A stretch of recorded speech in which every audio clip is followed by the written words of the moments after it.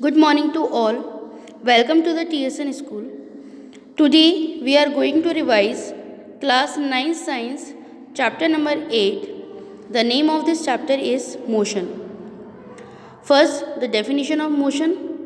Change in position of a body with respect to the reference frame is motion. जब कोई object जब किसी object की position में टाइम के साथ में चेंज आता है तो उसे हम मोशन के नाम से जानते हैं. तो change in position of a body with respect to the reference frame is motion. Second, linear motion. A moving body change its position with time along a straight line. जब कोई गतिमान ऑब्जेक्ट टाइम के साथ एक straight line के ऊपर गति करता है तो उसे हम लीनियर मोशन कहते हैं. तो यदि बेटी आपके पास में डेफिनेशन आती है what you understand by the linear motion, then your answer is a moving body change its position with time along a straight line. Second, distance.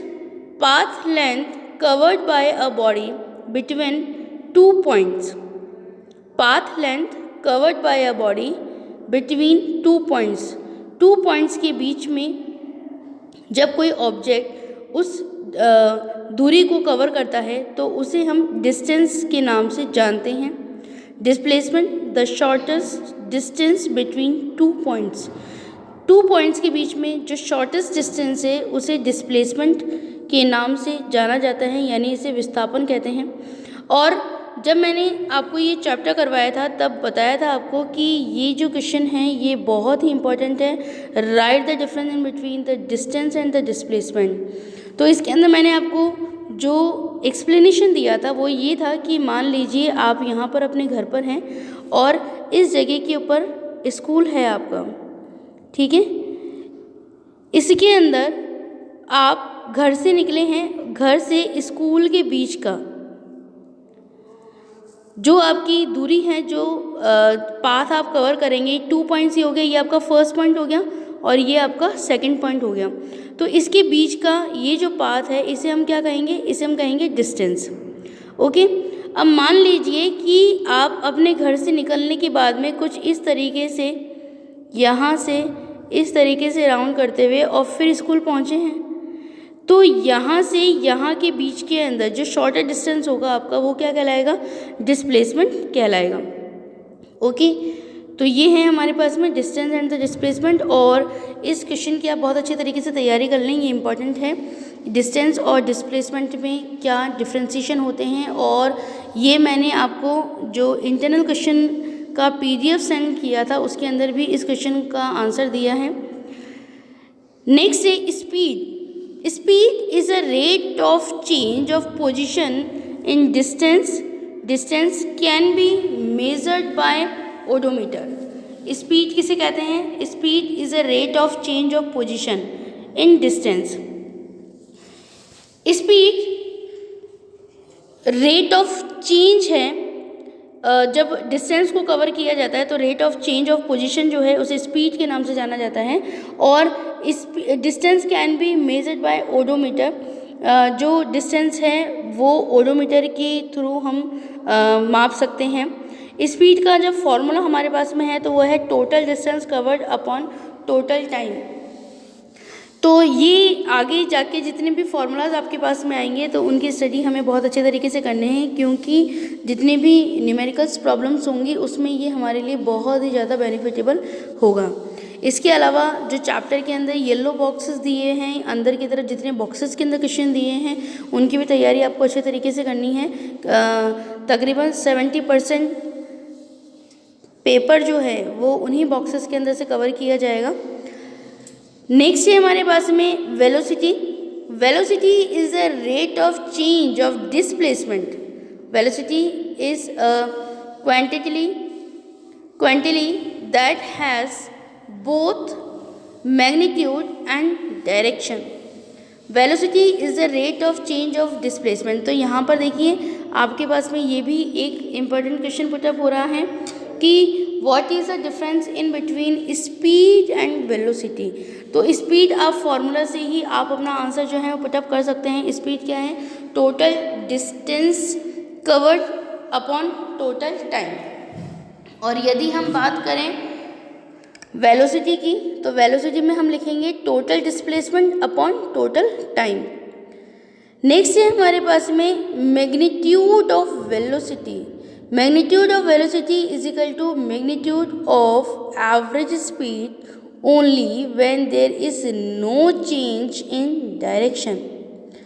Magnitude of average speed only when there is no change in direction is called the magnitude of velocity, and if we want to get average velocity then we will be apply this formula final velocity plus initial velocity upon 2। यदि हमें average velocity निकालनी है तो average velocity के लिए हमें क्या करना होगा? हमें ये फार्मूला पुटअप करना होगा जिसके अंदर फाइनल वेलोसिटी जो है वो हमें पता हो plus initial velocity upon 2। Final velocity और इनिशियल वेलोसिटी को प्लस करके उसे 2 से हमें डिवाइड करना है तो हमारे पास में एवरेज वेलोसिटी आ जाएगी। फाइनल वेलोसिटी जो होती है बेटे उसे हम v से रिप्रेजेंट करते हैं और जो इनिशियल वेलोसिटी होती है उसे हम u से रिप्रेजेंट करते हैं। नेक्स्ट है आप यहाँ पर ये ध्यान दें कि ये जो एवरेज वेलोसिटी का फॉर्मूला जो है ये हमारे लिए बहुत ही इम्पोर्टेंट है। आगे जाके बहुत सारे न्यूमेरिकल जो होंगे वो इस फॉर्मूला पे बेस होंगे। नेक्स्ट है यूनिफॉर्म मोशन किसे कहते हैं? Uniform motion, a body is said to be in uniform motion if there is no change in velocity, that is no change in speed और direction, a body moving in a straight line.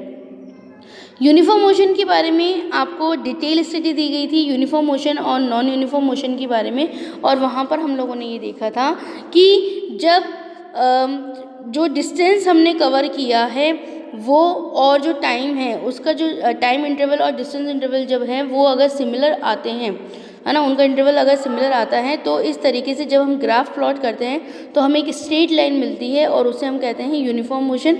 इसके अंदर मैंने आपको detail study दिया था और बताया था जैसे कि हमारे पास में 9 है, देन 9:15, देन 9:30, देन 9:45, इस तरीके से हम लोगों ने टाइम इंटरवल ले लिया। और जो डिस्टेंस कवर किया जा रहा है मान लीजिए यहाँ पर 2 किलोमीटर का है, फिर यहाँ पर 4 किलोमीटर का, देन हमारे पास में 6 किलोमीटर आ गया, देन हमारे पास में 8 किलोमीटर आ गया। तो जब हम इसका इंटरवल निकालते हैं यानी 9:45 में से 9:30 को माइनस करेंगे तो हमारे पास कितना आंसर आएगा बेटे? 15 आंसर आएगा।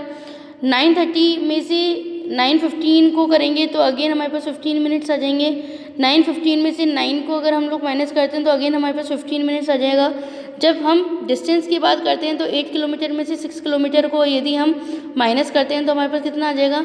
2 किलोमीटर आ जाएगा। नेक्स्ट 6 में से 4 को करेंगे तो अगेन 2 किलोमीटर, 4 में से 2 को करेंगे तो अगेन हमारे पास में 2 किलोमीटर आ जाएगा। ये हमारे पास में डिस्टेंस इंटरवल हो गया। तो जब इसका हम ग्राफ प्लॉट करते हैं तो डिस्टेंस और टाइम के बीच में, डिस्टेंस और टाइम के बीच में जब ग्राफ प्लॉट होता है तो हमें क्या मिलता है? हमें एक स्ट्रेट लाइन मिलती है। इस तरीके से हमें एक स्ट्रेट लाइन मिलती है इस तरीके से, और ये जो स्ट्रेट लाइन होती है ये हमें बताती है कि ये जो मोशन है ये यूनिफॉर्म मोशन है। इसे आपको एक सिंगल लाइन से ही शो करना है। जब आप पूरे पैरामीटर से लेके शो करेंगे तो आप देखेंगे कि आपको एक स्ट्रेट लाइन यहाँ पर मिलती है। ओके, नाउ नेक्स्ट है हमारे पास non uniform motion, velocity in term of speed upon direction of और बोथ चेंज विद टाइम। जब नॉन यूनिफॉर्म मोशन के बारे में आप इस तरीके से इजीली समझ सकते हैं कि जब डिस्टेंस इंटरवल और टाइम इंटरवल सिमिलर नहीं होता तो इस तरह का जो मोशन होता है उसे हम नॉन यूनिफॉर्म मोशन कहते हैं और उसमें हमें एक स्ट्रेट लाइन नहीं मिलती है। सेकेंड है, नेक्स्ट है हमारे पास में acceleration, a body is said to be accelerating when its velocity change with time. जब इसमें आप ये समझ सकते हैं कि velocity change with time is called the acceleration, और एस्केलेशन का फॉर्मूला है final velocity minus initial velocity upon time. तो आप यहाँ पर दोनों फार्मूला के अंदर कंफ्यूज ना हो, एवरेज वेलोसिटी का फॉर्मूला जो है वो अलग है एवरेज एवरेज एवरेज वर्ड को आप यहाँ पे ध्यान रखें। एवरेज के अंदर यहाँ फाइनल और इनिशियल 2 हो गए, तो 2 डिवाइड बाय ये जो आंसर होगा उसको हम 2 से डिवाइड करेंगे। एस्केलेशन में हम क्या कर रहे हैं, final velocity minus initial velocity upon time है। ओके, तो आप ये जो दोनों फॉर्मूला है उसके अंदर कंफ्यूज ना हो। नेक्स्ट है हमारे पास में uniform acceleration. Uniform change in velocity with time is uniform acceleration and non uniform acceleration में non uniform change in velocity with time. The acceleration is positive when the velocity of the moving body increase with time। आप ये ध्यान रखें यहाँ पर कि escalation तब positive आएगा जब velocity of the moving body increase with time. जो टाइम के साथ में किसी भी ऑब्जेक्ट की जो वेलोसिटी होती है वो बढ़ती जाती है, तो आंसर जो है एस्केलेशन का जो आंसर है वो पॉजिटिव आएगा। ओके, नाउ नेक्स्ट है हमारे पास the acceleration is negative when the velocity of the moving body decrease with time. यदि एस्केलेशन का आंसर हमारे पास तब नेगेटिव आएगा जब velocity of the moving body time के साथ में डिक्रीज होती जाती है। The acceleration of a body is considered to be zero when the velocity of the moving body does not change.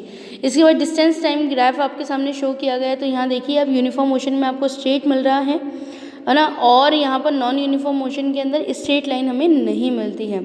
फिर वेलोसिटी टाइम ग्राफ हमारे पास में था, उसकी हमने स्टडी किया है, जो चैप्टर से रिलेटेड वीडियो है उसमें आप देखें। इसके बाद में इक्वेशन ऑफ मोशन आपको यहाँ पे शो किया गया है, लेकिन इक्वेशन ऑफ मोशन को किस तरीके से हमें डिराइव करना है वो सारा मैंने आपको चैप्टर से रिलेटेड वीडियो के अंदर पूरी तरीके से एक्सप्लेन किया है। एक एक इक्वेशन को हमने एक्सप्लेन किया है, तो आप इसके लिए उन वीडियोस को ज़रूर देखें। फर्स्ट इक्वेशन है हमारे पास v is equal to u plus A T, and A क्या है, एस्केलेशन t टाइम है, v हमारे पास फाइनल वेलोसिटी है और u हमारे पास में इनिशियल वेलोसिटी है। नेक्स्ट है हमारे पास सेकंड इक्वेशन क्या है, सेकंड इक्वेशन ऑफ मोशन है s is equal to u t plus half a t का स्क्वायर, एंड थर्ड इक्वेशन है 2as is equal to v square minus का यू स्क्वायर। तो ये तीनों इक्वेशन किस तरीके से हमें डिराइव करना है वो आप अच्छी तरीके से इनकी प्रैक्टिस कर लें। ये चैप्टर का बहुत ही इंपॉर्टेंट पार्ट है। इसके बाद में है आपके पास circular motion. A body is said to be in circular motion when it rotates about a fix point. मान लीजिए कि यहाँ पे कोई ऑब्जेक्ट था, वो ऑब्जेक्ट यहाँ से चलना शुरू करके वापस ही इसी जगह के ऊपर आ जाता है, तो इस तरह का जो मोशन होगा उसे हम क्या कहेंगे, सर्कुलर मोशन कहेंगे। And we know very well कि ये जो पाथ है ये कैसा पाथ हो गया, यस सर्कुलर पाथ हो गया ये। और सर्कुलर पाथ के अंदर क्या होता है, रेडियस होती है। तो यहाँ पर सर्कुलर पाथ के अंदर ये इसका रेडियस कहलाएगा, मिड पॉइंट से लेकर यहाँ तक का जो पार्ट है वो रेडियस है। और अगर हम पूरी लाइन की बात करें, अगर हम सर्कुलर मोशन को ढंग से समझना चाहें तो ये देखिए इस तरीके से ये हो गया। और अगर हम पूरी लाइन लेते हैं तब तो ये क्या आएगा, डायमीटर आ जाता है। यदि हम केवल हाफ की बात करें, ये देखिए ये हमने हाफ की बात करी है, यहाँ से लेकर यहाँ तक का जो पार्ट होगा तो ये आपका क्या कहलाएगा, ये कहलाएगा आपका रेडियस, जिसे हम स्मॉल r से शो करते हैं। ओके, तो यहाँ पर स्पीड v से शो होगी, रेडियस r से शो होगा, और line to complete one rotation हम उसको किससे रिप्रेजेंट करेंगे, t से रिप्रेजेंट करेंगे, कैपिटल T से रिप्रेजेंट करेंगे। तो हमारे पास सर्कुलर मोशन का जो फॉर्मूला आ रहा है वो क्या आएगा, v is equal to 2πr upon t। ठीक है, 2πr क्यों होगा वो आपको पता ही है कि भाई ये एक सर्कल है, तो सर्कल के अंदर रेडियस हमारा r हो गया है ना, और जो स्पीड है इसकी वो हमने कैपिटल V से शो करेंगे, और जो टाइम होगा उसे हम कैपिटल T से शो करेंगे। नाउ नेक्स्ट है हमारे पास में uniform circular motion if the speed of rotation is constant than the circular motion is uniform.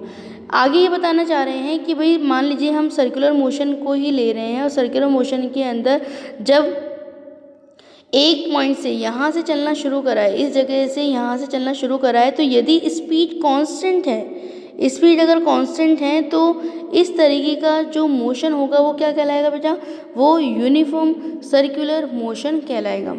तो आज हमने जो ये चैप्टर है हमारा 9th क्लास का साइंस की बुक का जो चैप्टर नंबर 8 है उसका रिवीजन हमने कंप्लीट किया है। आई होप कि ये आपके लिए बहुत ही ज़्यादा हेल्पफुल रहेगा। इस चैप्टर के जितने भी इंटरनल क्वेश्चन हैं और जो एक्सटर्नल हैं वो आपको एज अ PDF मैंने आपको अवेलेबल करवा दिए हैं, और लास्ट 5 ईयर्स के अंदर जितने भी क्वेश्चंस आए हैं और जो चैप्टर के अकॉर्डिंग हमें लगता है कि ये इम्पॉर्टेंट हैं और आपके लिए हेल्पफुल रहेंगे, वो मैं आपको इस चैप्टर के इस रिवीजन की वीडियो के साथ में अपलोड कर दूँगी। थैंक यू वेरी मच बेटी।